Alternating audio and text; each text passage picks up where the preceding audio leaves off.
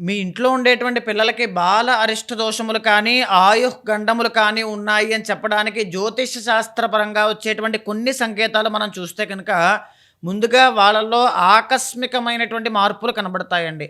అప్పటిదాకా చురుకుగా వ్యవహారం చేసేటువంటి పిల్లాడు, ఆడుకునేటువంటి పిల్లాడు సడెన్‌గా సైలెంట్ అయిపోతాడు. మౌనం అయిపోతాడు. ఎవరితోనూ మాట్లాడడు. లేకపోతే అప్పటిదాకా విపరీతంగా చదువులో బాగా రాణించేటువంటి పిల్లాడు 4 సంవత్సరాలు, 5 సంవత్సరాలు దాటిన తరువాత నుంచి చదువులో చాలా డల్ అయిపోవడం కనబడుతూ ఉంటుంది.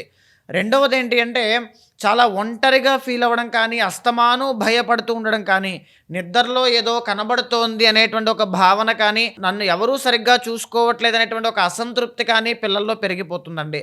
ఇంకొక విషయం ఏంటి అంటే, పిల్లల్లో గాయాలనేటువంటివి కనబడతాయి.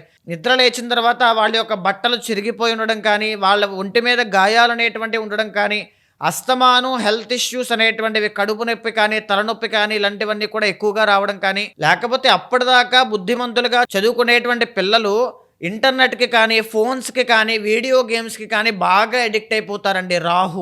రాహు యొక్క ఎఫెక్ట్ వల్ల. దీనివల్ల లైఫ్ అంతా కూడా స్పాయిల్ అయిపోతుంది. ఇలాంటి సింప్టమ్స్‌తో పాటుగా చిన్న వయసులోనే చిన్నప్పటి నుంచి 4 సంవత్సరాల్లోపు హెల్త్ ఇష్యూస్ వస్తున్నాయంటే తల్లికి సంబంధించిన కర్మ వల్ల వస్తాయండి.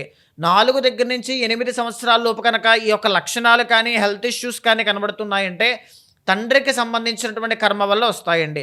సో, తప్పకుండా పిల్లలకి సంబంధించినటువంటి జాగ్రత్తలు తీసుకుంటూ ఇలాంటి సింప్టమ్స్ కనబడితే జాతకం చూసుకొని వారి యొక్క ఎనర్జీస్ ఏ విధంగా ఉన్నాయి, గ్రహాల యొక్క స్టేటస్ ఏ విధంగా ఉంది, బాల అరిష్ట దోషములు కానీ, నక్షత్ర దోషములు కానీ, ఆయుః ప్రమాణం ఎంతుంది అనేటువంటిది చెక్ చేసి, ఒకవేళ బాలేకపోతే తగినటువంటి రెమెడీస్ అనేటువంటివి ఆచరించండి. పిల్లల యొక్క భవిష్యత్తు చాలా బావుంటుంది.